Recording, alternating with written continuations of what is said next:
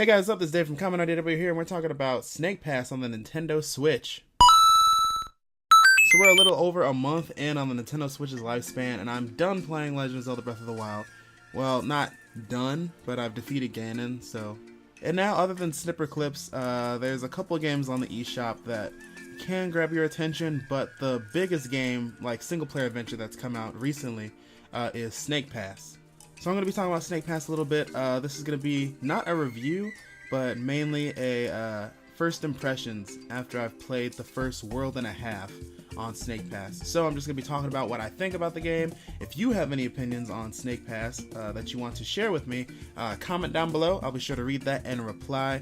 And also, if you like this video, be sure to hit that like button.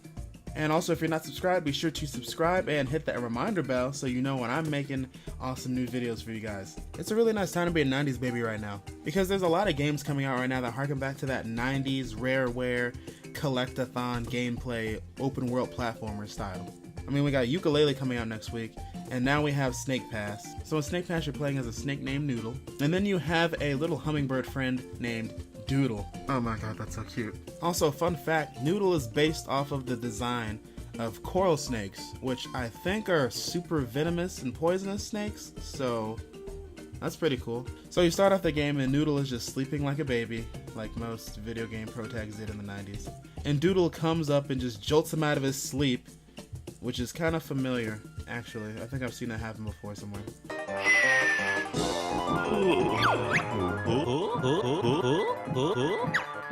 Anyway, so Doodle wakes Noodle up and is going on about how there's like an imbalance or something in the jungle, and Noodle has to go and check it out. So you start off the first level basically coming out of that slumber, and you're heading over to where Doodle's talking about.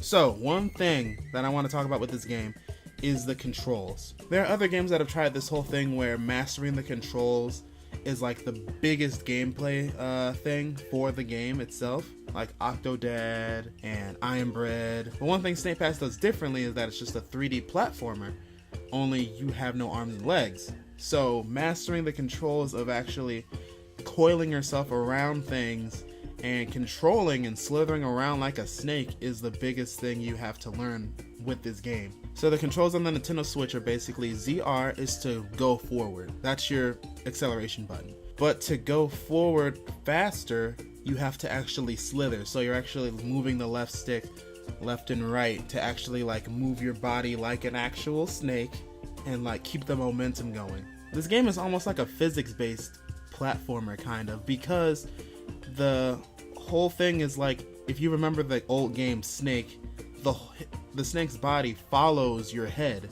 So you're basically really controlling Noodle's head, really, because you press the A button and then that raises and lowers Noodle's head. And then you basically have to maneuver his head around things, and then the rest of his body will follow. And then also later on, when you are doing more intricate coils and climbs and stuff, you can tighten your grip on things with the ZL button, and then you can make sure you don't actually fall off of things. Because one thing I had issues with was when I'm climbing up things, you have your body too much off of something and then you basically just fall off.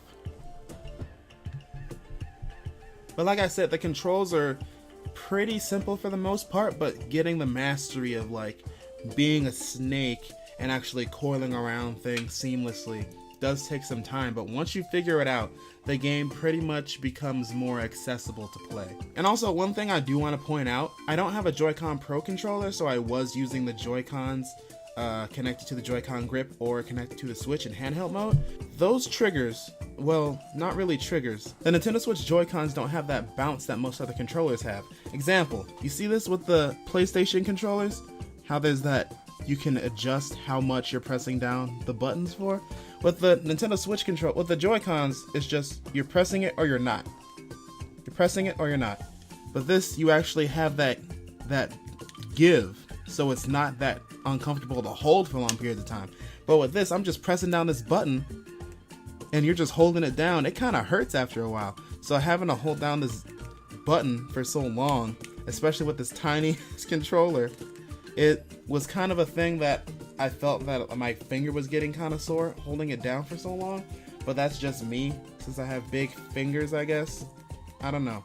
But it would be nice if the Joy-Cons have more of like a, not a button, but actual bouncy triggers. But with the Joy-Con Pro controller, I think they actually have more traditional triggers like most other controllers do.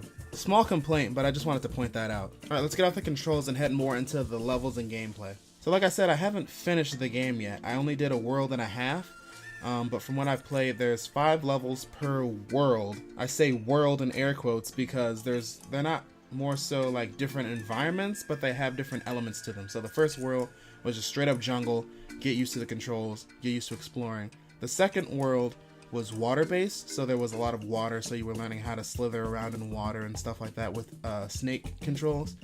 And I think I remember seeing in the trailer there was some fire too, so the third world might be a fire based level. Now the level design is pretty solid. Putting the controls into play, and that you're a snake, you're not just a regular character that can just run and climb up things.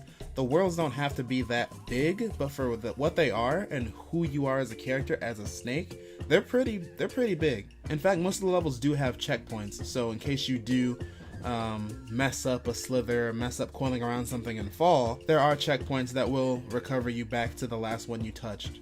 Although the checkpoints are pretty spread, few and far between, so if you are playing on a level for a while trying to find all the secrets and you do mess up and fall, you do have to get all that progress back. It doesn't auto-save like right before the last time you touch the ground. It goes back to the last checkpoint you touched.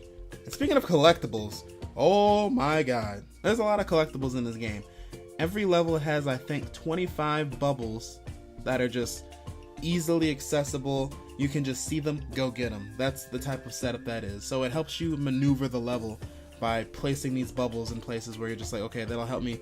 If I see a bubble, head that way, you're probably heading the right direction to finish the level.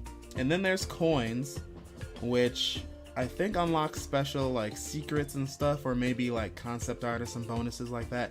I wasn't really going for them because they're very well hidden, or they're just a pole over a bottomless pit, and you just have to master that coiling mechanic and get it and come back. And then the main collectibles in the game are 3 gemstones placed in every level, which you have to find. And once you find the 3 gemstones, you can leave the level. So if you do want to just play through the game base all the way through, and you just want to experience the game for itself, you can just go through for the 3 gemstones in every level. So if you do want another game to add to your Nintendo Switch collection, I would recommend Snake Pass.